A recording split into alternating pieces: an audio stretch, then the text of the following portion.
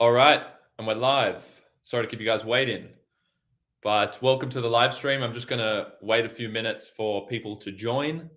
We've already got a few questions in the chat, but I'm keen to get a few people online first, and then we will go through those questions. So welcome to everyone. Thank you for patiently waiting. Keen to get into this feedback session for you. The term is back. Term 2 has begun, whether in your last year of school or you're in year 11 or younger year and you're tuning in. Thank you for being here. Hopefully this will prove helpful for you. But we are about to break down a few responses, predominantly year 12 and year 11. Okay, year 12 and year 11, based on the submissions that we received. Mohammed, yes, you can ask questions. You will be able to ask questions throughout. Let me just make sure this is all set up correctly. I'm assuming you guys can all hear me now. That's a good sign. And Mohammed, go ahead and ask questions in the chat. I'll answer those now. I'm going to answer a few preliminary questions before I do a bit of essay review. A few essay submissions have come through. I've also received a few creative writing ones, craft of writing responses. So I'll break that down. There's just a few to go through there, but I'm keen to answer any questions that you may have before we get into that regarding how to approach a particular module. Maybe you're just starting a new module now. I imagine a few of you are in that situation, starting module B, module A, maybe you're starting a new text. So please ask away. Put your questions in there. Hey, Madhav, I hope I'm getting that pronunciation right. I'm sorry if I'm not, but I know you joined last time. So what's going on? Thanks for coming back on. Good to see you again. I'll have to get you to somehow, I don't know if I can like video you guys in. I don't think I can on this particular stream, but it'd be good to actually see you in person. Make sure I can say everyone's names correctly, but great to see you all. Hope you're all doing well.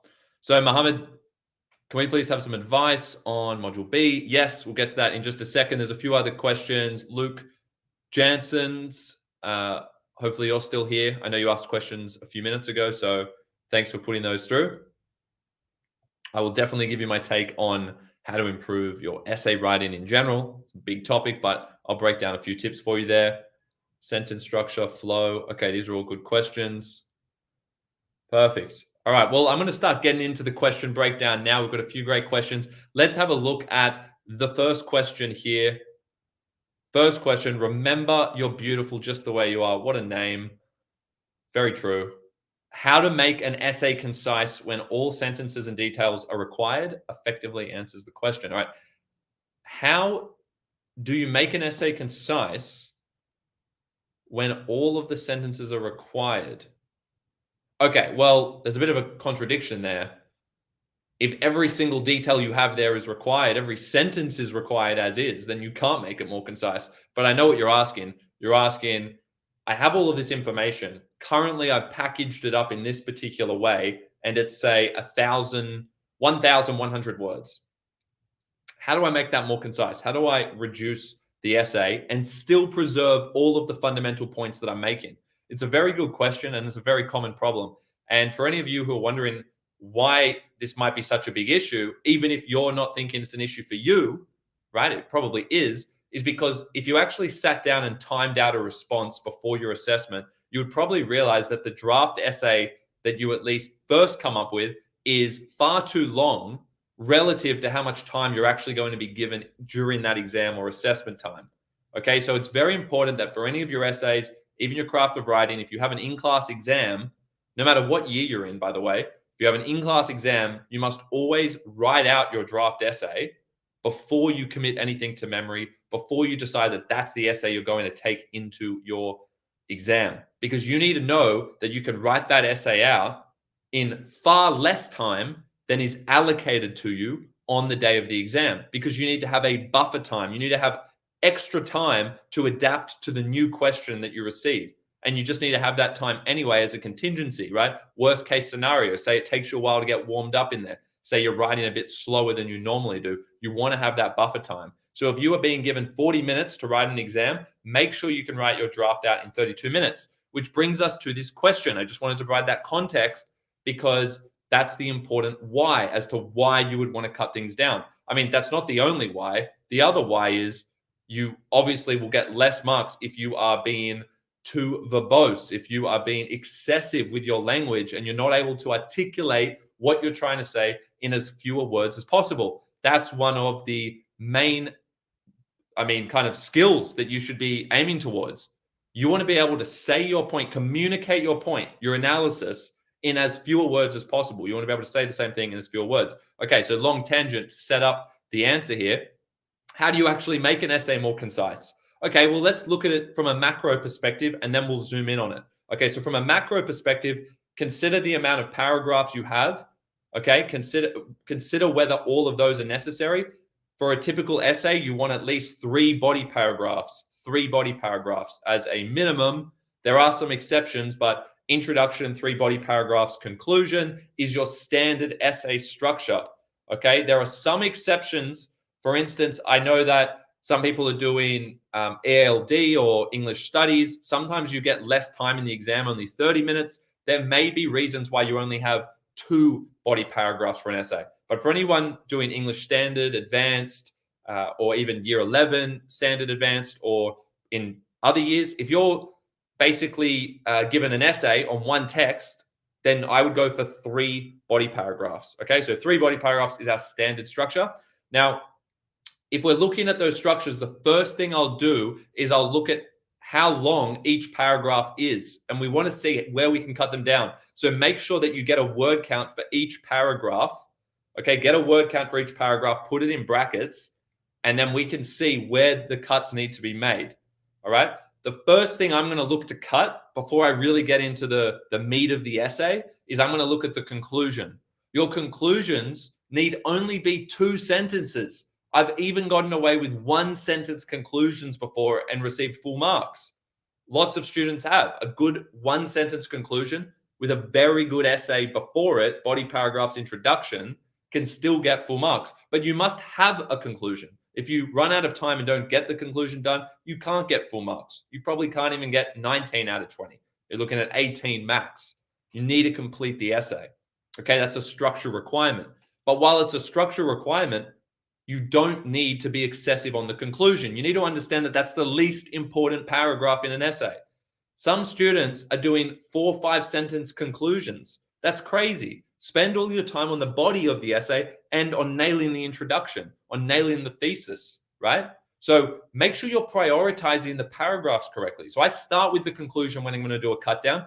2 sentences maximum for a standard conclusion, okay? What's the conclusion going to do? Number 1, it should be reiterating your fundamental argument and linking it back to the essay question. Okay, so the first sentence is basically reiterating what was your core argument, what have you proven in the essay above, and how did that link to the question? How have you answered the question in a meaningful way? What's that thesis? Try and say it in slightly different terms. The second sentence would be, what have I left the reader, the marker, to contemplate now? Now that I've proven this argument, so sentence 1 in a conclusion, here's my argument, here's what I've just proven above. Sentence 2, therefore, I have invited, and don't use the I language, but essentially you're framing it in a way where you're saying, we as responders are invited to contemplate or reevaluate X, okay? Insert the blank there. So you need to understand that conclusion, 2 sentences. First sentence, reiterate your core argument using the key terms of the question in a meaningful way. Sentence 2, what are responders therefore left to consider as a result of the argument that you have just put forth? What are we left to ponder? What is that final impact? What are we meant to reevaluate? Okay, so 2 sentence conclusion. That hopefully will help you cut some words straight away. Let's go back to each body paragraph now. In the body paragraphs, I always look at a response when a student comes to me and they say, my essay is way too long. How do I cut this down?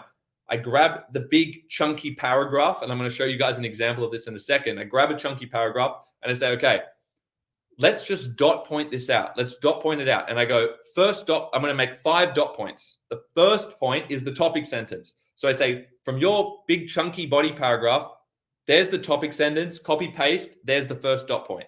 Okay. The next 3 dot points are going to be, what are your 3 best pieces of analysis from that chunky paragraph? And have you done that analysis Have you done them in single sentences? Because often students take 2 to 3 sentences to make one point. They'll pick out a quote and they might spend a whole sentence just introducing the quote. The quote's way too long. You should have very concise quotes. Cut down your quotes so that you have the least amount of words as possible. You have the least number of words as possible. Okay, the quote should be short. People get worried about having a super short quote that's a couple of words, 1 word, 3 words. They're fantastic quotes. That's how you should use quotes. The argument should be predominantly in your terms, not the terms of the text you're studying. You need to refer to quotations, but you need to do it in a way where you are truly analyzing it. And you can't truly analyze it if the bulk of the sentence is the quote itself. So make sure you're very selective and strategic about the quotes you use and the length of those quotes. So again, I've got the 5 dot points for each paragraph. I've got a topic sentence. Some people have 2 to 3 sentences that are topic sentences. Then in the second sentence of their paragraph, they're not getting straight into the analysis. That's a key tip there. So make sure that after your topic sentence, the next point is your first piece of analysis. Bring the technique in straight away. If you go and, excuse me, if you go and look back through your essay, I guarantee you'll find spots where you don't go topic sentence, first piece of analysis with the technique straight away. Get in the habit of doing that if you find that you're writing far too much, because now you're forcing yourself to go straight into the analysis rather than spending 2 or 3 sentences just introducing your point. You should be able to do that in 1 sentence. Okay, so short, concise topic sentence, straight into the first piece of analysis with a technique, a shorter quote, and then a meaningful analysis of that quote and that technique. Okay, so spend the bulk of your time in the sentence analyzing the evidence. The evidence itself, including the quote, shouldn't take up the majority of any sentence. Once you've done that in 1 sentence, maybe 2 at times, because you have a lot of point, maybe you do have a lot of substance to your point and it will take 2 sentences to articulate, that's fine. You don't want a clunky, long sentence. So do that in 2. Go to the next point and you do that 2 more times. So each body paragraph in your essays should effectively have at least 3 core pieces of analysis in that structure, 1 to 2 sentences max, with a topic sentence at the top and then a link sentence. That's the 5th point, a link sentence that links your point back to the question and also provides a link to the next paragraph. Okay, it sets you up for the next paragraph as well. It's linking back to the question and setting you up for the next paragraph. That's what the link sentence should do. So if you've ticked off those 5 points, you might be thinking, well, is that enough evidence? And if you're in year 12 and you're doing a 3-paragraph essay, you do want to aim for 4 pieces of analysis. So you actually want to get another piece of analysis in there. But if you're a slower writer, or if you're in, a younger year, if you're a younger age and you're in year 11 or year 10, year 9, 3 pieces of analysis is always a good default. If you're doing 4 body paragraphs, even in year 12, 3 pieces of analysis is sufficient. I would say don't do any more than that or the essay is going to be too long. But if you're doing 3 body paragraphs and you're in year 12, aim for 4 pieces of analysis, but make sure you go topic sentence straight into the first piece of analysis. Try and incorporate context and form into not only your topic sentence, but also into the first piece of analysis as well. Okay, that way you're ticking off context and form, but you're doing it in a more concise fashion. Context doesn't need its own sentence. That's just using up so many more words. The introduction should be 4 sentences. It doesn't need to be any longer than 4 sentences. I'll go into more detail on that if people have questions about it, but 4 sentences where you have your thesis, your overarching argument, and then you kind of foreground, you signpost or foreground or give us a preview of your 3 core points in each of the body paragraphs. Some people like to have a 5th sentence where they provide almost a second thesis. It's like your ultimately sentence, we call it. And you can do that if you're a faster writer, but otherwise 4 sentences is usually sufficient. Okay, I hope that answered that. I could provide more technical detail if we zoomed in on particular sentences of how you cut things down, but I'm going to show you that when I do the example. So hopefully just on a macro level, that helped answer that question of how you can cut things down. Okay, I'm just having a look at some of the other comments here. I'll go in order. So Luke has asked, what are the best ways to improve essay writing? I'm interested to hear your take. Well, it's a very broad question. How do you improve essay writing? I mean, the cliches come to mind first because it's so broad, and it would be helpful to have something more specific in that question. I'm actually going to run a free essay writing course. I'm going to write a free essay writing seminar. I'm going to be running that in July. I'm going to post the date soon, so keep an eye out on that. But effectively, I mean, if you want to improve your essay writing, practice. Again, that's the cliche, practice makes perfect, as they say. Of course, practice, but it's not as simple as practice. You need to figure out the structure of a standard essay. And I just went through it in the previous answer, but you need to really understand the structure first. And if you want to excel at essay writing, you need to understand how to write effective topic sentences and introductions. Okay, that's the first thing. Understand how to write effective topic sentences. So how do you actually articulate concepts in a sophisticated way rather than just listing themes and introducing theme words like power? The text is about power. That's my topic sentence. Okay, that's not sophisticated. There's no depth to that. So learn how to be really specific when you're talking about concepts and learn how to do that in a topic sentence and in your introduction. I would start there. Next way to improve essay writing is to learn how to nail analysis. I mean, you need to nail those sentences of analysis between the topic sentence and the link sentence of each body paragraph. So once you have your core ideas, and by the way, you should already know what your core ideas are of each body paragraph before you start, right? You should know that in advance so that you actually can tie everything together in the proper way. But once you have those concepts down and you're ready to start providing the evidence, make sure that you can actually write the sentences of analysis in an effective way. And you want to start with the basics. And this is key. This is what I tell everyone, right? Start with the most basic type of sentence when you do your analysis, and then build upon that. Okay. Then add the other elements in. For instance, give me the basic technique that is in the quote you're looking at that you think relates to this idea for the body paragraph. Okay. You found a metaphor, you found a simile. Okay. There's my basic technique. The technique in this quote. Okay. The technique in this quote reveals this, and then tell me what it reveals. So that's the most basic structure. It's a good structure, but it's a starting structure. If you want to improve your essay writing, you need to know how to then tweak and improve those elements and how to bring in some other elements as well. So instead of just having a basic sentence of analysis that has the technique in this quote reveals this, okay, your effect might be really good in terms of what you're saying about that evidence, but what about context? How does that link to context? Then you start layering in the other elements and you say, okay, at the start of the sentence, I'm actually going to add a clause, which a clause is basically a part of a sentence separated by commas or some other kind of punctuation there. That's not a full stop, okay? Usually a comma. So we'll have a clause at the start saying, reflecting the anxieties of the post-war era or something like that, okay? We'll talk about post-World War II. That's just an example. But you start, now the sentence begins with a link to context, and you use that, then you do a comma, then you have the metaphor in the quote reveals this. Okay, now you've got a piece of analysis that links to context. So now you're improving the sophistication.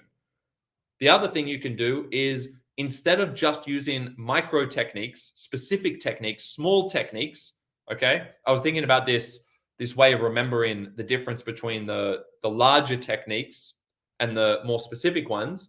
And I was thinking Biggie Smalls is probably a good one if you guys know the rapper Biggie Smalls. But Biggie Smalls is kind of the balance you need to hit in your sentences. So big techniques are things to do with the general style of the text, like first person narration, okay? Or the fact that it's a play. You can talk about the dramatic form. They're the biggie techniques. They're the big techniques. Then you need to couple those. You can literally combine them in the sentence with the small techniques, right? Biggie, smalls. Combine them together when you can and have those more specific techniques like metaphor, simile, personification. Don't limit yourself to the specific techniques. Don't just have the smalls. You need to have the biggie as well, biggie, smalls. Have that in the sentences. And that way you're showing an appreciation. You're showing the marker that you understand the broader compositional choices that the composer has made. they've chosen to use a particular style of writing throughout the whole piece, not just they used a metaphor in that particular sentence. So you need to understand the difference between the macro techniques, the big techniques, the stylistic elements, and the more specific techniques, okay? And try and pair them together in sentences as well. Then learn how to integrate quotes in a way where the sentence flows. Because, Luke, your next question was, what's the best way to improve sentence structure and flow?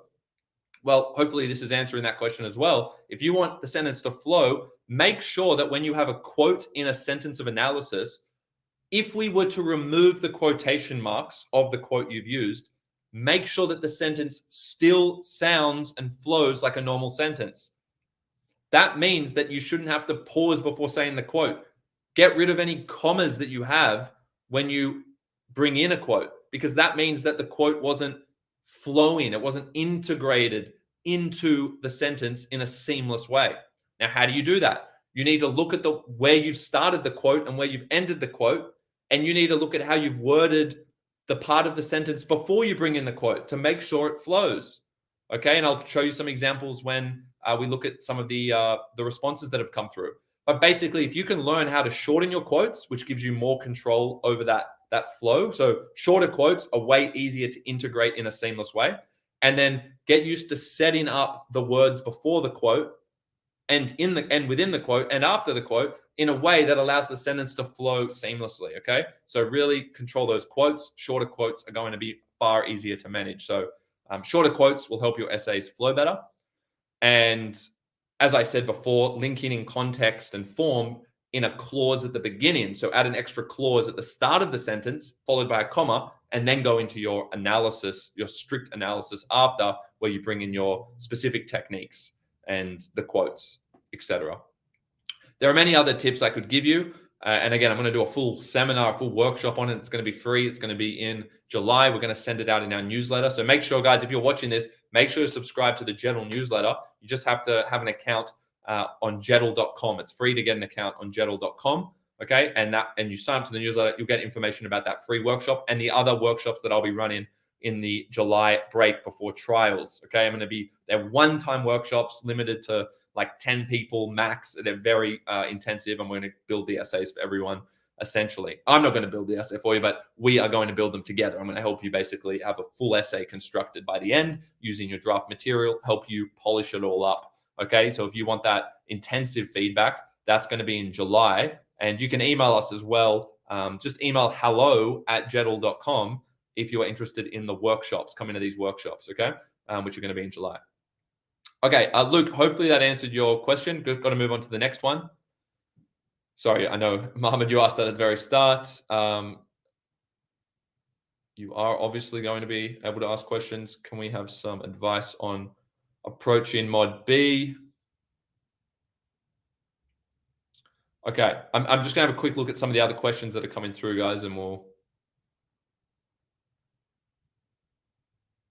I see there's some chat going on. That's good. Good to see. Yes, it's recorded.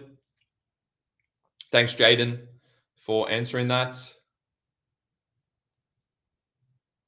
Madhav, I will get to you shortly. I've just got to kind of preserve the order here to be fair to people. So can we please have some advice on approaching preparation for Module B? Now, the important word in this question, which is good, it kind of answers the other questions as well. How do you improve your essay writing? Is preparation. You have to prepare, and preparing early is the best way to prepare. Okay, prepare early is how you best prepare. Okay, so do not leave your drafting of your essays for an assessment any longer than you have to, right? So as soon as you've started the unit and you're feeling comfortable with it, get a practice question, go and look at a past HSC question and start creating a draft essay. Especially once you get the assessment task, you should be making sure that well, you might not be given a question, to be fair, but ask the teacher again, okay, can you provide a sample question that's going to help set me up for this assessment, okay? And Module B is a critical study or a close study if you're doing standard, critical study if you're doing advanced. And the best thing you can do is already have a draft essay prepared, right? It doesn't have to be perfect, but before you're even given the assessment task, because typically you're given the assessment task 2 weeks before the task is actually going to occur. And, if it's not a hand-in, which often it's not for Module B, often it is an in-class timed exam, then you already want to have some material there. 2 weeks isn't a lot of time. So if you have 2 weeks to prepare an essay from scratch, you're going to be under a lot of pressure. Okay, you don't have a lot of time. Time's not on your side there. So make sure you've already drafted up some materials. Do that now. Start doing research. Look at the general resources if you have access to them. Watch the videos. Get those core concepts down, and then start accumulating evidence as you go through the text and make your quote tables, right? Find the quotes. Make sure you can identify techniques. Make sure you can see links to context. Context is super important for Module B, right? It's a critical study. You need to appreciate different contextual perspectives. What was the context of the composer versus what is the context of the audience versus what is the context of the setting within the text? Okay, there's 3 different contexts that could be relevant there. There's actually more context as well. If you want to look at critical perspectives, you can consider different contexts where people had different interpretations of the text. Okay, so understanding context for Module B is absolutely essential, and building that into a draft essay is also obviously going to be essential. I'll provide some examples for Mohammed for your text in a second on Artists of the Floating World. But essentially, prepare that draft early. It's not going to be perfect. Then when you get the assessment task, start working harder on it. Try and polish it. Get feedback. Hopefully you've got a peer or two that you can trade essays with, give each other feedback. Obviously, ask your teacher for feedback to the extent that they can provide that. Some teachers these days, which is fair enough, say that you're capped. To be fair to everyone, you're capped at 1 draft per person to them, but you can use each other an infinite amount of times. Keep that in mind. So getting feedback early. In terms of Module B, again, like module-specific advice for Module B, it's a critical study or a close study. You're only looking at 1 text. Know the context really well. Know the form of the text really well. Research the form, the style, the genre of the text, and think about why that's important. Make notes on that based on your research there. So form, context, and then also understand some different critical perspectives on the text. Now, when I say critical perspectives, this is mainly for the advanced students here. If you're considering critical perspectives, what I'm talking about is a feminist perspective. What would a feminist perspective say about the text or say about this part of the text? Because you need to be able to appreciate different perspectives. A feminist perspective, okay? A psychoanalytic perspective. Someone who looks at the text through a deeply psychological lens. People interpret texts through different lenses, okay? And you can actually categorize those different interpretations. And that's what critical literature is about, critical perspectives. That's what it's about. Okay, a feminist might interpret this scene as this, whereas someone who is looking at it from a more psychological perspective might interpret it as that. So you get different perspectives there. Maybe it's a post-colonial perspective.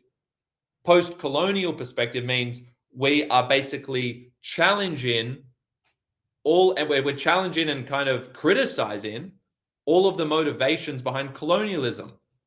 Everyone who came to these different countries, like people who came to Australia and took over the land, right? Think about all the destruction that caused and how discriminatory we were towards the natives, right?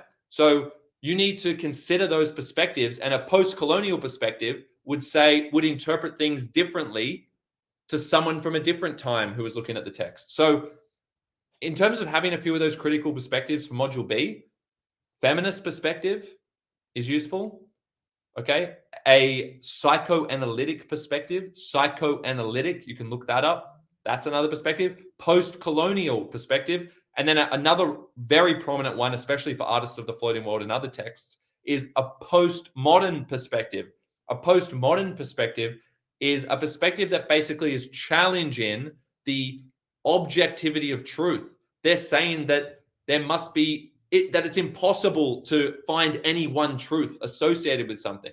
It's basically saying it's invalidating any perspective which says this is the only truth. Okay, they're saying there's a multiplicity of truths. You can always take different interpretations away from things, and there's no one meaning behind anything. That's a postmodern perspective. They actually challenge all the traditional structures. You'll often see very experimental and fragmented features in a postmodern piece of writing. So the text itself might have postmodern elements, and then you can also consider the postmodern interpretation of that text. Okay, so critical perspectives, that's a key thing for Module B. Go and research those things. You might only have to refer to one of them. Just show that you have considered them. It'd be cool if you, at some point in your essay, said your perspective, and then, which is implied, by the way, so it's still a personal response, but you could provide your interpretation and then say this contrasts to a psychoanalytic perspective, which views this particular event as this. Okay. And it might just be a sentence like that, or half a sentence that refers to it, that shows you engaging with it. But you don't have to do that. I think the important thing is just to research that and allow it to inform your personal perspective. Okay. The Module B response is a personal response. So you don't have to have a critic in your actual essay. Okay. So for anyone doing Module B, you do not need to refer to an actual critic or a critical perspective explicitly in your essay, but it is very useful to at least know a couple of those perspectives, because you might then want to use those perspectives to inform your own, or they may shape your own, and then that will end up in your essay, but that's your own personal view. It's just being shaped by those other views that you've studied. Okay. So it's one of those things that will implicitly be in the essay. It doesn't have to directly, explicitly be in it, where you actually say this critic said this, although you can do that. If you do it, don't do it in your introduction or anything like that. They want a personal response, but you might want to refer to a critic once or twice throughout the essay at different points in different body paragraphs.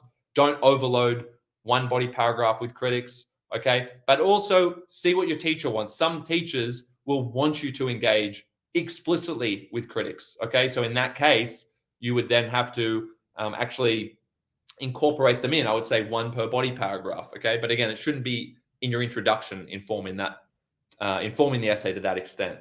Okay, hopefully that's given you a few general tips on that. Just quickly, your text is Artist of the Floating World. You know, if you're approaching an artist, you really want to focus on the difference, or the relationship, the comparison, I should say, the similarities between the setting of that text. Think about when that text is set, right? Around, like, before and after World War II. Think about that setting there in Japan, and then consider the context of the author. Okay, the context of the author in Britain. Okay, we're in Britain. There are these strikes going on. It's 1980s. It's not the 1940s or 1950s. It's not 1940s or 50s like it is in the book itself, in the novel itself. In real life, when it was written, it was like the 1980s. Okay. So you need to consider the difference between them, but also how they're connected. They were both periods of social and political flux. There was incredible tension in both of those periods. So the author is connecting his current experience, his contemporary experience of political friction, political tension in England under Thatcher, right? And there a resistance to Thatcher. He is relating that to the real life events of Japan, okay? And what happened in Japan during, before, and after World War II, and how the culture changed, and how it basically became more democratized and westernized, okay? That's what happened after World War II in Japan. It had a huge culture shift, and there was a huge resistance to that culture by the older generations. So really, the novel is about capturing those tensions. The tensions in the novel, the ideological tensions between the old world and the new world. Remember, the new world is more Americanized, westernized. Older generations are blamed for the atrocities of the war. Those tensions are reflective of the tensions that I'm just blanking on, the Kazuo Ishiguro, the author of this novel. They're reflective of the tensions that he was observing in England in the 1980s. Okay, so you need to connect those two periods, the setting of the novel and the context in which it was actually written. Okay, that's going to be key. And just make sure you focus on that, those ideological tensions. That was the common thread. And that would, for me, that would be what I would focus on as a thesis for the essay.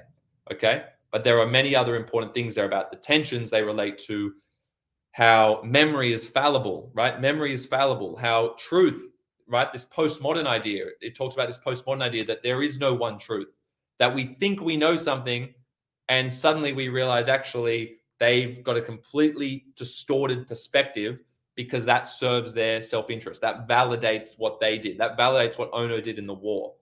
He doesn't want to see himself as a perpetrator. He wants to see himself as someone who is a positive contributor to the culture. But now the new culture is actually saying, no, you were the problem. So he has to come to terms with that. Okay. So different perspectives conflicting with each other. That's the tension. Is there a truth, or do we just have a multiplicity of truths? These are things you can explore. You should watch my videos on Artists of the Floating World on YouTube. Okay. I have a few good videos on that break down the key themes, the context. That should help you quite a lot. For anyone else who's doing Artists of the Floating World, if you guys are studying T.S. Eliot, we've got some fantastic videos on the channel, and we've got our more extensive resources on jedl.com. Okay. Hi, I'm in year 11 and have to write an imaginative piece based on the following stimulus. Whenever there is authority, there is a natural inclination to disobedience. Okay. Let's break that down. I know you've got a follow-up question on that, but let's read that again. It's an imaginative piece. Whenever there is authority, there is a natural inclination to disobedience. For sure, right? Whenever someone imposes rules on you, you just want to break them, okay? That's human nature. We want to test the boundaries. No one likes to be controlled. People like to express their autonomy. I interpreted this literally meaning there is a natural inclination to disobedience. Yes, as in natural. You interpreted natural literally? Let's see. I create two sides. Artificial and institutionalized authority versus the natural thirst for freedom one desires. How can I interpret the stimulus differently and really stand out to the teacher's marking? Okay, well, potentially in the question, lies the problem. And that's that you're only trying to differentiate yourself through some more abstract interpretation of the stimulus and the question. Right? Now, there are many ways to interpret a stimulus. Phrases like this are a little bit hard to move away from a more literal interpretation. It's more about what you do with it in this case. When you get something like an image or a quote that is a little bit more creative or that's a little bit longer, then you can go down the route of interpreting something like that more symbolically, more figuratively, right? But in this case, it's just a conceptual proposition. They're just saying, whenever there is authority, there is a natural inclination to disobedience. I mean, it's a statement, and it's saying make an imaginative out of that. I don't think you need to interpret it in some crazy abstract way. I think it's just what you do with it. When you say artificial and institutionalized authority, I mean, yeah, authority to an extent, it can be artificial. It's not always, versus the natural thirst. I mean, that's clearly the tension that the stimulus wants you to talk about, right? It wants you to talk about a situation. It doesn't have to be a real life situation. And maybe this is where you can get creative, but you can get more in the fantasy realm, if you like. But it is probably easier to stick with a more realistic representation of this. Okay. But again, you can differentiate yourself with the way you write this and a few little more, experimental features here, rather than some abstract interpretation. But just to clarify this point, because I want to be clear and helpful here, and I'm thinking as I'm talking here, right? Because I'm seeing this for the first time. If I saw that, and this is a tip for everyone, for anyone who has a creative writing task, who has a craft of writing task, if I see something that's about a natural inclination to rebel, then straight away, well, not straight away, right? Because you just saw it in real time. It wasn't straight away. It was after about 25, 30 seconds of me rambling. I start to think, how can I differentiate myself with the way I write this? And maybe it is the way that I write it, like literally the way that I write it on the page. Maybe that is how I can differentiate myself. Not in terms of like what I'm saying, but how it's set up on the page, if you're following me. If the topic is about resisting authority, you can kind of be clever here and say, the task you've been set is an authoritative action. Your teacher has instructed you to write a response to this. So you've got an act of authority, and your natural inclination is to not write it.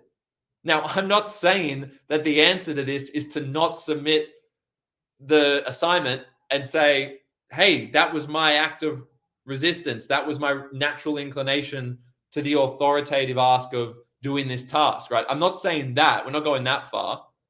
But what I am saying is that the form of the text itself can actually show a resistance to convention. So this is like a postmodern feature, right? It's similar to what I was just saying about Module B and certainly Artists of the Floating World. Why don't you do a less conventional structure for your piece? Why don't you kind of bounce around? Why don't you have two voices in your imaginative? Okay. You can actually have the internal dialogue of someone, and you can have the part of them that wants to conform because they're scared of what will happen if they don't.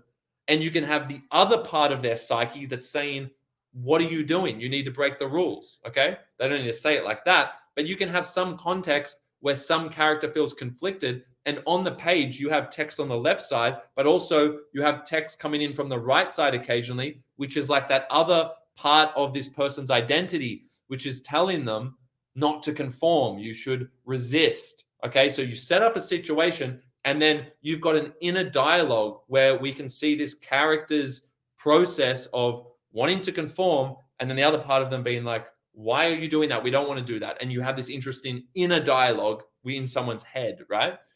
So that's just an idea. You can actually play around with other things there, but the point is, be experimental with the way you set it up, and you might be non-linear in your structure as well. So you might bounce around from past to present. All of that goes against what is expected, and what is expected aligns with authority. So there's a more interesting take on authority, right? You're actually using the writing itself as an expression of resistance to authority, which is represented by the task of doing this itself. I hope that helps. I feel like we got somewhere with that by the end. Again, I had to think it through, talk it out. It's good to talk it out to yourself as well. But we could go down a different route there, but I feel like that gives you one creative path there with which to respond to that question. Okay. Mohammed said, my teacher's fine with 2 bodies if they're done exceptionally well. All right, well, that's a very high bar. I would probably rather do 3 bodies that are slightly less than exceptional. I would rather do 3 bodies that are exceptional, of course, but the bar is so high. I mean, even the way that's worded, that's high stakes. Like, if you don't do exceptionally well in those 2 bodies, then the mark might be way down. So I would probably stick with 3. And even by the sound of that, your teacher likes 3 bodies. They're saying only do that if they're exceptional. So to me, that already indicates that 3 is the go there. Any tips on craft of writing? My teacher is doing Geraldine Brooks' A Home in Fiction and wants us to draw inspiration from that text. Yes. Just like what I said before, make sure you're being creative with the way you're actually thinking and talking about the process of writing itself. Okay. One of the best ways to set yourself apart with the craft of writing is to make sure, just like a lot of the prescribed texts do, is to make sure you focus on that process of writing. So you're writing about writing. You've got a piece of writing that is about writing. Okay? That's called meta fiction in this case, right? If it's a piece of fiction, or meta textuality. You are using a self-reflexive voice.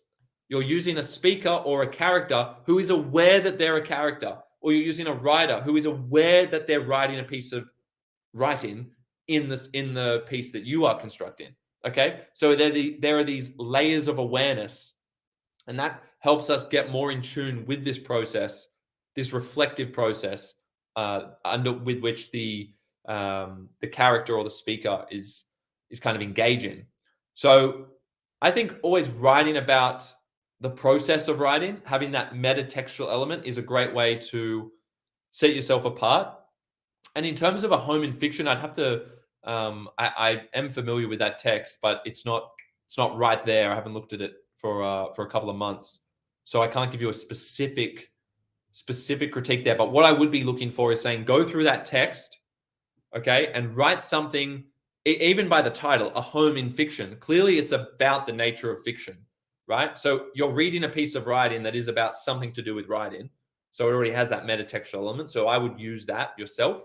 And then write about a topic that's very similar to what Brooks wrote about. And for anyone else doing craft of writing, try and stay really close to the subject matter that you have studied in that prescribed text. The other thing, of course, the main thing that you want to stay close to is the style. You need to pick out 2 or 3 stylistic elements. So perhaps in that text, Brooks uses a lot of, I'm not saying she does, but perhaps she uses a lot of short syntax or elongated syntax. So you can look at how long or short the sentences are, essentially, if you're wondering what syntax is. Syntax is the sentence structure, the sentence length. Okay, so it can be short, or it can be elongated, super long, or it can be truncated, chopped up into lots of small sentences. Maybe that's one feature of Brooks's writing that's interesting. Maybe the other one is that it's written in first person, and that humanizes the speaker. Okay, maybe that makes them more relatable. Maybe that invites the reader to empathize with them. Okay, so choose a couple of those features, and then you need to work on using them yourself in your own version. But once you understand what the text was about that you're studying, try and change what it was about slightly, give a different perspective on it, do a very similar topic, but something slightly different, and then construct that using those same 2 or 3 stylistic elements that you identified in that text. I mean, that's the general process for craft of writing. But if you have further questions on that, feel free to ask. And also check out our other videos on YouTube and our resources on jedl.com. That is true. That is also true. Guys, when you're dealing with everything I'm saying here is subject to teacher preferences, because at least for your internal assessments and exams, not the HSC so much, but for your internals, if your teacher likes a specific structure, do that specific structure. Okay? I would never say follow what I'm saying despite what your teacher has said to do. Okay? Follow what your teacher says. I'm giving you the generic advice of what typically works well, especially for the final HSC, especially if we're thinking about exams generally and essays generally. But if a teacher ever comes in and says, I want you to do it in this way, you should do 2 paragraphs, do 2 paragraphs. Okay, that would just be silly not to. All right. What ideas could we generate from spotty-handed villainesses by Margaret Atwood to create a discursive piece for Module C? Now, again, I'd have to have a look. These questions are just coming in because there's like 19 prescribed texts. I basically dealt with all of them at one point in time, but they do become scrambled because there's so many prescribed texts under Module C. So I'm not going to, make anything up right now because it's not right at the forefront of my mind, because I haven't looked at this one either for a couple of months. But I'm trying to remember what I ended up doing with a student that related to this text. We did something about challenging conventions in literature, something about challenging archetypes in literature, like the way certain people are perceived. Atwood is an outspoken feminist, so she might be presenting this very feminist perspective on something, I would assume. And you could then provide a similar perspective or an alternate perspective. You could provide the other side of the argument. You could play on what she's represented and say, actually, this is the consequence of that interpretation, right? But I think we ended up relating in a particular piece for a student, we ended up challenging how, I think it was about like toxic masculinity or something like that. It seemed to be a topic that related to this. This is just from memory. And sorry, I can't give you a more specific answer. Madhav, I'll let me have a look at my notes and whatnot on it, and then I'll be able to give you more on this. But and send an email through by all means, please, and I can give you a more specific answer. But I know we definitely talked about something about like toxic masculinity. Maybe it was toxic femininity.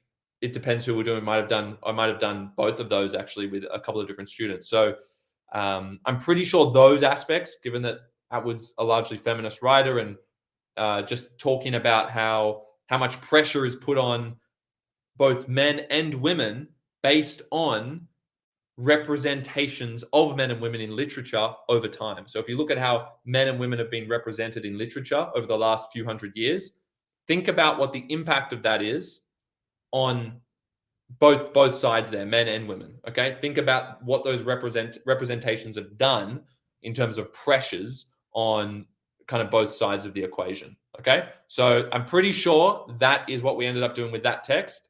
Hopefully that's making sense. If it's not making any sense, maybe I've got the wrong text that I'm thinking about, but I'm pretty sure that relates. Okay, as a rough guide, how many quotes should I aim to memorize per text? Okay, well, make sure you're memorizing more than just the quotes. You want to make sure you're memorizing the techniques that go with it, the key concepts that you want to talk about in each paragraph. And I basically memorize the whole thing, to be frank.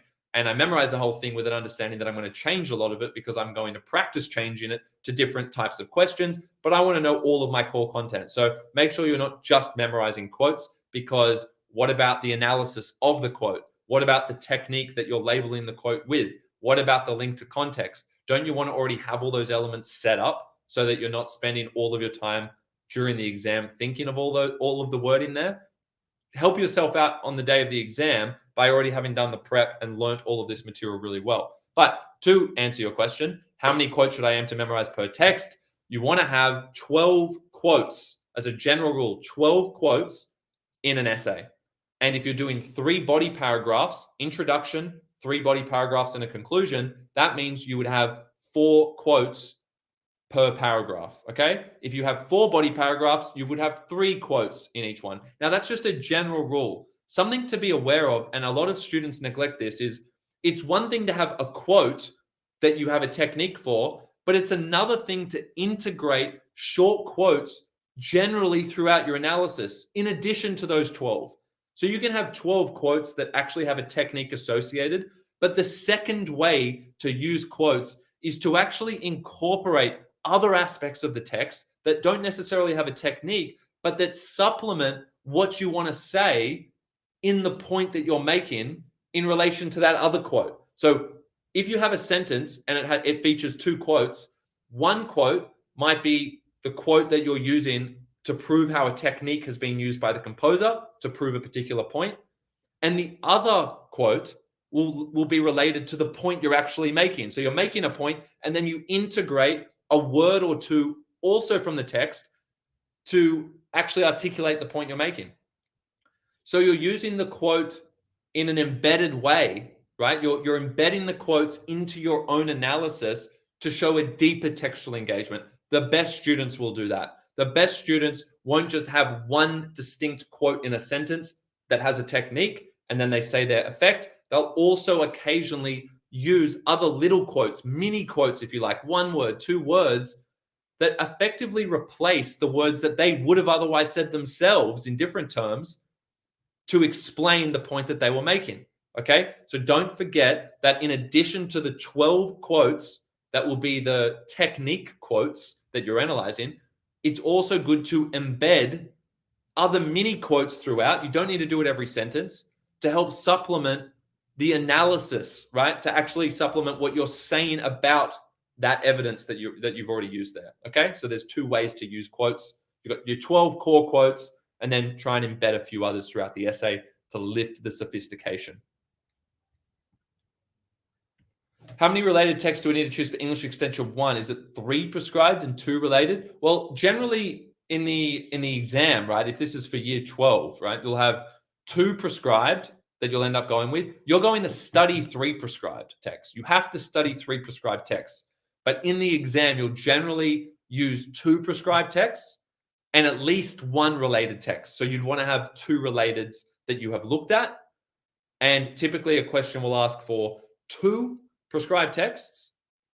I haven't seen one that has asked for 3. You study 3 in class. Every teacher has to look at 3 with you, but you would generally pick 2 for your essay, and then you would have at least 1 related that you'll need to use there as well. So you could have like 3 paragraphs or 6 paragraphs. We have 2 for each for the extension one. But you also want to have that second related there as well. Okay, so you'll study 3 prescribed, but to answer your question, 2 prescribed and at least 1 related, but have a second related as well, just in case. They tend not to be asking for too many relateds these days because they want the deeper analysis on the prescribed texts. Do you have any related text recommendations for Frankenstein? Okay, let's have a think about Frankenstein. And for those who aren't doing extension, don't worry, you can still tune in here because Frankenstein's a great text. Everyone's heard of Frankenstein. There's a reason you've all heard of it because it is about, as the saying goes, it's about a universal notion that humans, the way we are wired, we always strive for more. We always try to push the boundaries, right? But if you push the boundaries too far, if you try and pervert or corrupt the natural order, you go against, God's will, so to speak, right? You go against what is permitted of our human nature, right? Like, for instance, we are not meant to artificially, I'm saying we are not meant to. This is just the idea. This is an idea, of course, that can be debated, but there is the idea that we shouldn't try and artificially manufacture humans, right? Frankenstein was someone who literally created a monster, right? But it ended up being somewhat more human than him, right? Because he had pushed so far in that pursuit of scientific perfection, right? And progress. He had gone so far as to go so far beyond nature and what nature and those natural limitations that we all face, that his morality, right? His morality is seen to rapidly descend, and he basically loses touch with his humanity. And the creature, I shouldn't have called him a monster, but that these are the terms that they use in the novel. The monster, the creature, ends up having more human elements in some ways than his creator. So it's about that creator-created relationship. Okay. Now that's what the text is basically about, and you're looking at it through a worlds of upheaval landscape, right? So if we're talking about upheaval there, you're talking about these moral transgressions. You're talking about corrupting the natural order. We're talking about scientific progress and the consequence of unbridled human endeavor. What happens when you don't have moral restraint on what you're doing? You push it too far. What happens? Bad things happen. That's what the text is about. It's a cautionary tale. Now, I'm trying to think of a contemporary text that goes well with Frankenstein. I do have a list for this. So Abby, if you want to email hello@jettle.com, right? hello@jettle.com. And guys, if any of you have any specific questions like this, please just do email through hello@jettle.com. Email through the question here, and I have a list that I can get there. I'm just thinking off the top of my head here. Frankenstein, we're thinking about creator, created. You're thinking about someone who has gone beyond what is a natural limitation in a scientific realm. You don't need to find something that's that close. Sometimes a related text, right? It is related. It's not meant to be a similar, like the same text. So you don't want to find something that's too close to it. I think it's better that I don't want, and again, I don't like to, while I'm live on here, I don't want to say the wrong answer. So I have a few. I've got a list of them. Send me an email and I'll get them through to you. Okay. Because off the top of my head, I don't want to say ones that I don't think are genuinely good matches for it. Okay. What should I consider when choosing related text? Well, kind of like what I was saying, it doesn't need to be an exact match. In fact, that's not going to allow for too much diversity. But one thing for sure is that if you're doing Frankenstein, which is a novel, don't choose a novel for your related text. You need to have a different form. And make sure that the form is ideally different to the other prescribed text as well. Throughout an extension essay, you want to show that you know how to analyze all of the different text types. So don't have a novel and another novel, right? You want to have a novel, a film, a poem. You want to have a combination, right? And you can look at other ones as well. Documentaries, short film. Short films are great, okay? Also, you can look at other non-fiction elements. Speeches are really powerful as well. So, and especially speeches, even speeches around the time of the Cold War might be good for you, because that again is in the realm of scientific progress, but we want to consider, like, if we're pushing it too far, for instance, with, it might be, actually, I'm thinking of like artificial intelligence. And I think that's actually going to be a good one. Artificial intelligence, it's just come to me. A good one is an Oscar-nominated text, which is Her. Okay, and I think that would actually work really well. So Her would work really well. So that is a film, and it's got Joaquin Phoenix. Has anyone seen Her? Fantastic film, and it's about what happens when we go too far with AI. So I'm glad we stayed on this point because that's one of the best ones. That's a fantastic film. That was an Oscar-nominated film. Her, fantastic text for as a related for Frankenstein. Okay, because it's to do with artificial intelligence. There's another fantastic text called Ex Machina. Ex Machina. Has anyone seen that? That's a very frightening text, right? That's a psychological thriller, I would call it, and that felt so real. And it's about the threat of AI, but it's probably the most disturbing film on AI that I've seen. Her's a great film. So there you go. Her and Ex Machina, two ones that you can consider to be used for that. I think they're both great film-based related text for you. Okay. Brave New World, that's a dystopian text, somewhat related to 1984. Brave New World's often compared to it, at least. But Abby, hopefully that helps you. If you're still on here, and anyone else who needed help with relateds for Worlds of Upheaval, if you're doing anything related to that, I think those two are great films.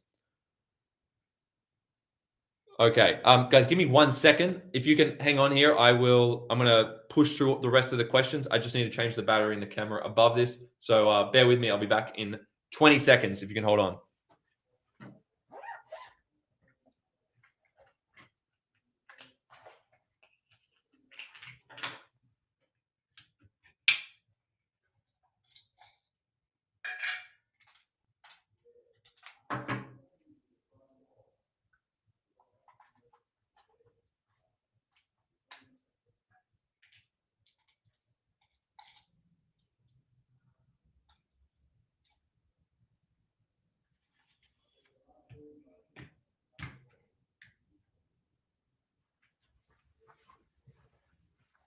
Okay, I think we are good here.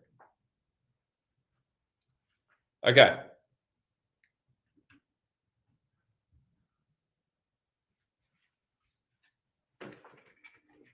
Sorry, guys. I had to adjust the camera because I'm filming from above so we can post some clips from all of this as we do. Okay, Mohammed, thanks for all the questions. What do you think are good ways to push an essay from low 90s to high 90s? I mean, I'll just give you one tip on how to go from low 90s to high 90s, right? The big difference between those two cohorts of students for me, when I've spoken to those students, having kind of gone through school myself and been around those kinds of students and having kind of got high 90s as well myself, right? I'm not saying that to brag. I'm just saying this is what I did and this is what I found other people have done, is it's the outside research that distinguishes a lot of these students. They're looking for that material that's going to help distinguish them. They're looking for those phrases. They're looking for those expressions that are going to set them apart. They're looking for those bigger ideas, those more nuanced ideas. Okay, so these students who get high 90s, they'll start with the basic framework, the basic ideas, but they're going to do tons of extra research and they're going to go on resources like JSTOR. They're going to read academic articles and publications. They're going to read like JEDL, literally on JEDL, that's what we've designed a lot of those resources to be. We've tried to include those elements in a really practical way throughout, right? So you can get exposure to those other perspectives. So somewhere like jedl.com, that's what we've tried to do on that. But also you can go and read the actual literature that has been published on the text or the particular area that you're studying. Go on JSTOR, go to Google Scholar and type in your text and the element of the text that you want more information about and see what the best academics are writing about it and use their language, use their expressions, incorporate their vocabulary. That's how you're going to stand out. Sorry, I'm just making sure this is going to work for me. Okay. I think that's going now. So one key distinction is to do that extra research and incorporate They don't need to be crazy ideas, but to incorporate expressions and perspectives, some perspectives still needs to be accessible to a marker and easy to understand, but they have some expressions that will set them apart from others because they're drawn from academic articles. They're drawn from that extra research. So they do that extra level of research. They group together all of these great paragraphs that they've read, and they say, what is usable there in my essay? And they incorporate those in. Okay, they're very good at synthesizing that information, and they're able to adapt all of that on the day as well to the essay question, which is the second element that would really help you. That is, students who get high 90s are exceptionally talented at answering the question. So they have amazing material to begin with. They have those informed perspectives. They have those expressions that they've memorized. They all memorize in some way, in one way or another. They might not all directly do it. They might just practice a ton of papers, so they've effectively memorized. They have that core material that they know they want to use, and they are exceptionally well practiced and talented at adapting everything to the question. They time all their essays out. They make sure they've got lots of time to spare on the day, and they focus solely on answering the question at hand and using all of their material that they've memorized. They know it back to front, and they weave in the words of the question throughout. They do it a lot. They do it all the time. They're excessive with how much they use the key terms of the question. Okay, so be exceptional at using the key terms from the question throughout your essay, and do all the preparation beforehand and memorize and learn that material that's going to set you apart. Okay, start with the basics, add in a few unique perspectives and expressions that will help lift the sophistication of your argument, and then practice taking a draft essay and adapting it to any type of question. Expose yourself to all the different styles of question. That's what they are the best at. Okay, give me 1 sec, guys.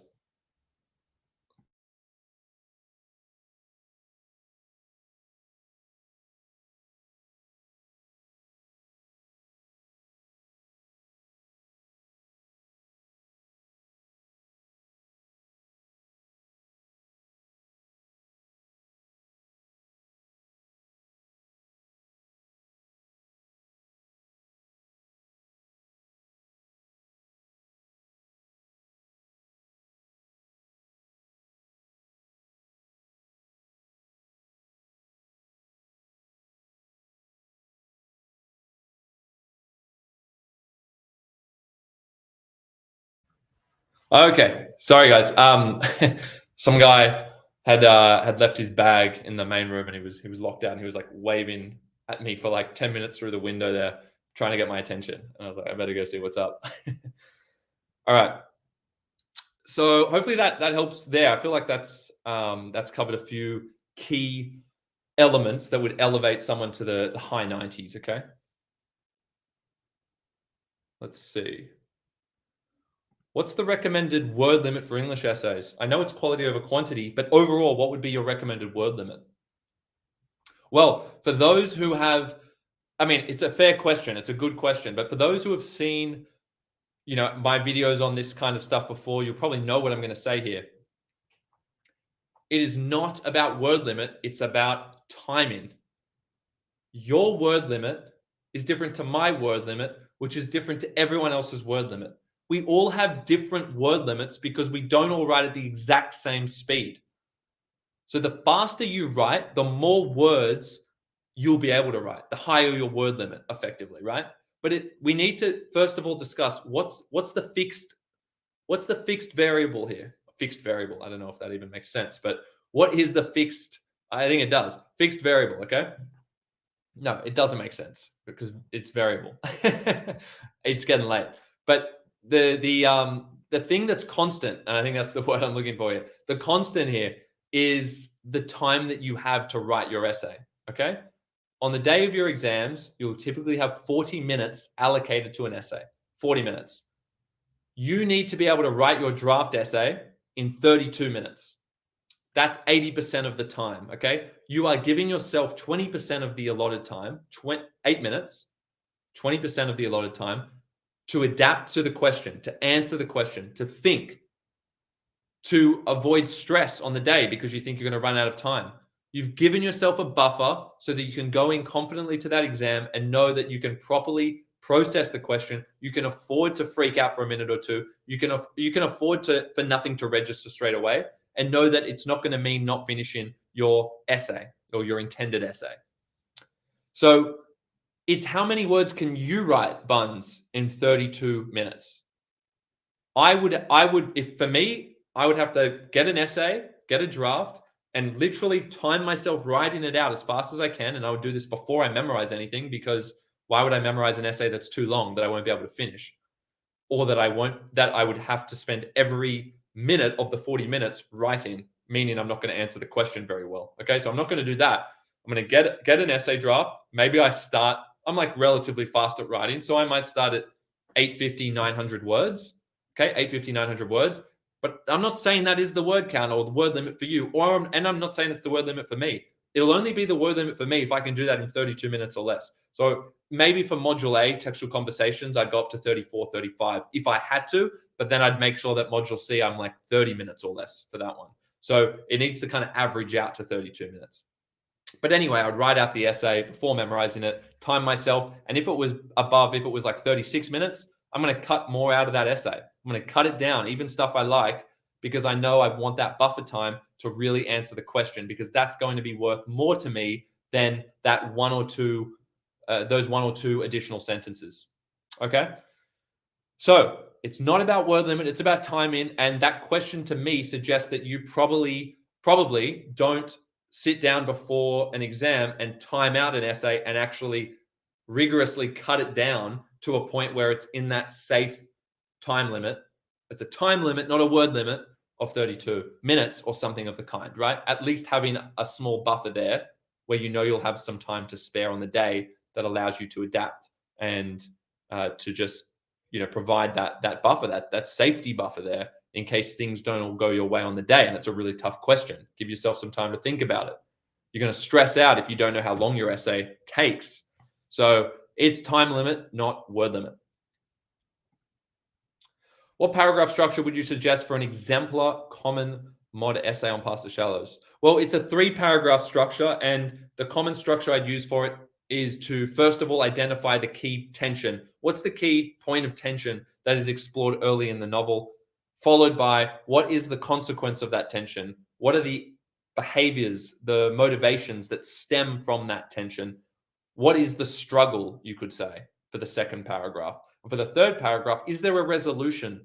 Is there some kind of closure that the characters get by the end? Okay, so problem, the key point of tension, the consequence of that in terms of their behavior and motivations. What is the struggle of those characters? What is the consequence of that problem for them?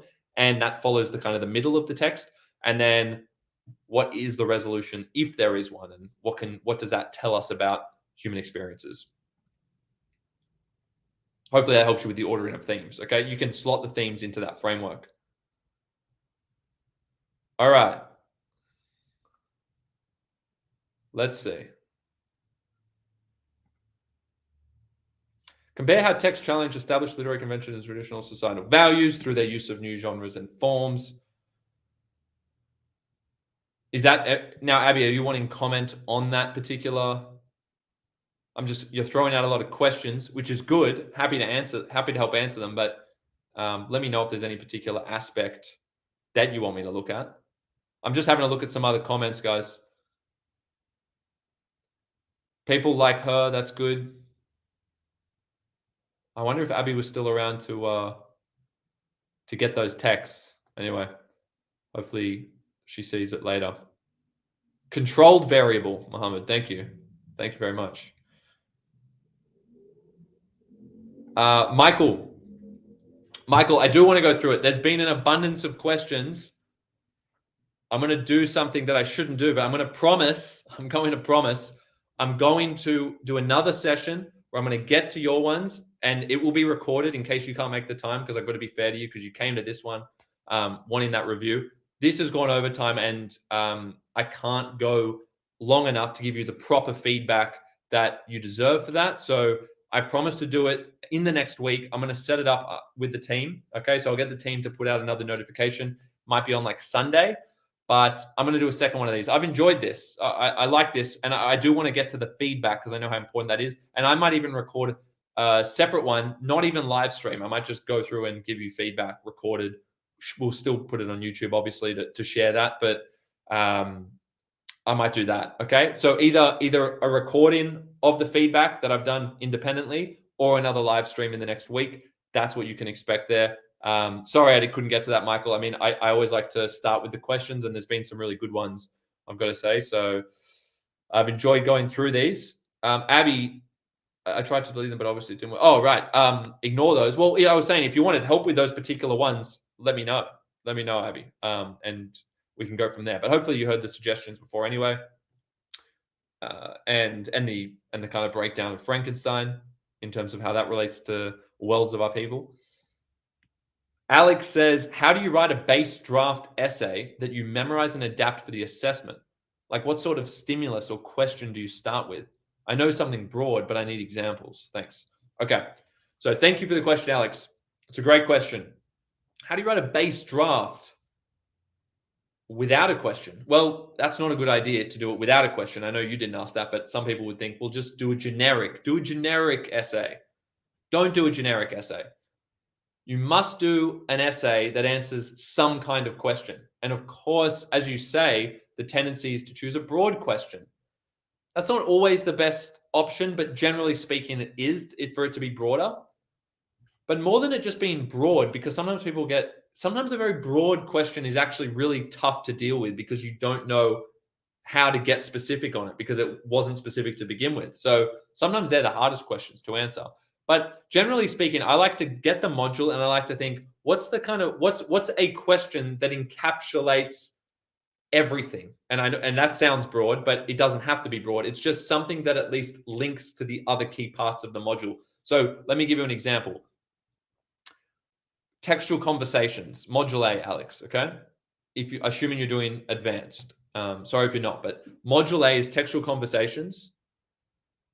If you look at the module description there, the rubric, as we used to call it, the module description, and you look at all the key terms, I would come out with this question. I come out with this question that I think encapsulates the essence of the module, which is, and I'm not going to word it perfectly now, but it's something like textual conversations, or you could say start with the latter text or the second text, but I'll just say it this way. Textual conversations are about preserving and transforming an original text. Okay, think about that question. Textual conversations are about both preserving and transforming an original text. That question to me has linked to every HSC question that's come out, every one I saw. So it's specific enough. Again, it's broad, but it's specific enough in terms of saying preserve, textual conversations about preserving keyword and transforming keyword an original text. And you'll apply that to your pair of texts. But it effectively it relates to everything in that module. Reimagining things. Okay, well, why are we reimagining? That's transforming, right? Reframing, colliding, resonances. Why are there similarities? Oh, preserving. Resonances are preserving. Okay, so I could look at all the terms and I'd be able to fit it into that question. So that's a really good base question, a base draft essay question. Common module. I'm just trying to think of them now. All those questions. There are a bunch that could work, by the way. I'm just thinking of an example for you because you've asked for examples. Common module.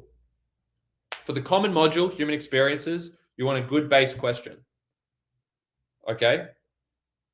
I'm trying to think of how I want to word this. I want to say something about motivate, and I have written these up, by the way. I just don't have them in front of me, and we'll talk about them in the workshops where we go through the essays. But something about behaviors and motivations, okay? Something about behaviors and motivations. Something about challenging. And I actually predicted that question when it came out. It talked about challenging and challenges, right? But I'll say something like, explain how human behaviors and motivations or how human experiences, explain how human experiences, and you could chuck in individual or collective if you want to broaden it. Individual and collective human experiences challenge human behaviors and motivations. We'll stop. Okay.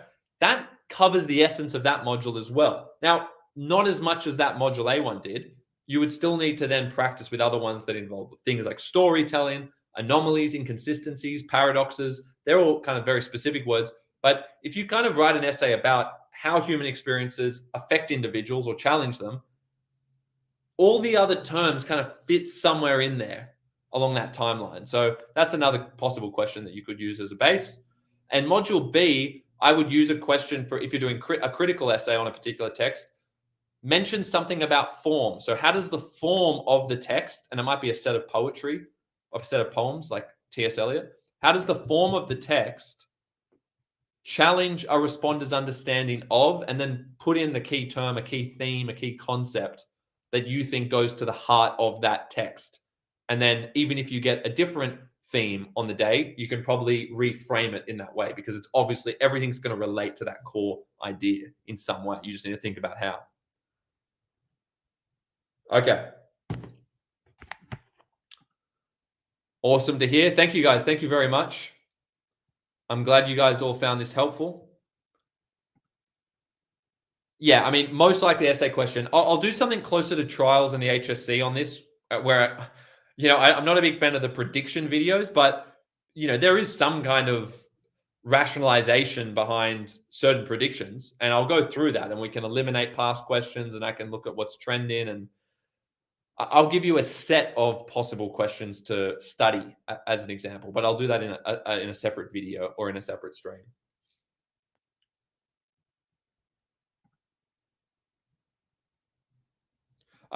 Just quickly, Mohammed, how do we make an adaptable narrative for Module C? So now you're talking about craft of writing there. I'm going to do that in a separate video. And also, I will be doing a full workshop on that in July if you're interested. So guys, it's hello. We've got to get the specific link, but if you just email hello@jettle.com, we will send you the invites to those exclusive workshops. So again, I'm doing it with a very small group of students where we'll just cover everything. Crucible, 1984, Tempest Hagseed, T.S. Eliot, short answers and craft of writing, and the free essay writing workshop. Okay, we're going to be running those in that July break before your trials. So if you guys are interested in attending, right now I just need you to message us, hello@jettle.com. Okay, you have to reach out. We'll give you the invite. Okay. hello@jettle.com. And also if you subscribe to the newsletter, so just create an account on jettle.com. You don't have to have even subscribed to or paid for anything to get onto the newsletter. And then that will allow you to get the invitation as well. But it's going to be first in, first served. So please make sure you guys subscribe to our upcoming workshops in July. Again, I'm basically running all of them, going deep, doing a deep dive on all the texts that I specialize in. And we've got JP, who's a specialist in Eliot, running the Eliot one. So guys, just email hello@jettle.com and just in the subject line do workshops, July workshops. Okay, you'll get an invite and you guys will get kind of first dibs on a spot for any of the workshops that you want to attend there. So that's exciting. But I hope that guys helps. Look, I can't even talk at this point. In terms of the section 1, advice for short answers, I'm going to do that later. Again, I really would recommend coming to that workshop, online workshop. So it doesn't matter where you are in New South Wales. Come to that one. And Mohammed, for Module C, I'll run another live stream as well, and we can go over some of those questions. Okay, just make sure you get on early and ask the questions then, and then I'll be able to help you out. Okay, so guys, remember, if you want information and you want the ability to sign up to the workshops before they book out, which they almost always do, and they definitely will this year because they're getting super popular. Again, they're intensive workshops with myself and JP, who's doing Eliot, and you guys should come for craft of writing, short answers, and any of the relevant essays. And there's a free essay writing one at the start that we're doing. So if you want the first go at doing that, please just send us an email now with workshops. We've just published the links on Eventbrite, so you guys will get first dibs. You can sign up now, and I will see you soon. I'm going to be posting some more content. Great to spend some time with you guys live. It's not the same when we record. We obviously, you see a lot of content come out. We record a lot of content, but it's definitely more special interacting with you guys, even if it's just on the chat. But that's cool because it's a good way of getting the questions there. We'd love to see your faces as well. But we can, workshops, we can speak then as well. But I'll be doing more of these. I'm going to try and ramp them up. I've been saying that, but I'm going to do it this year because I really do enjoy this. Hope it's helped you guys, and we'll see you later. Thanks, guys.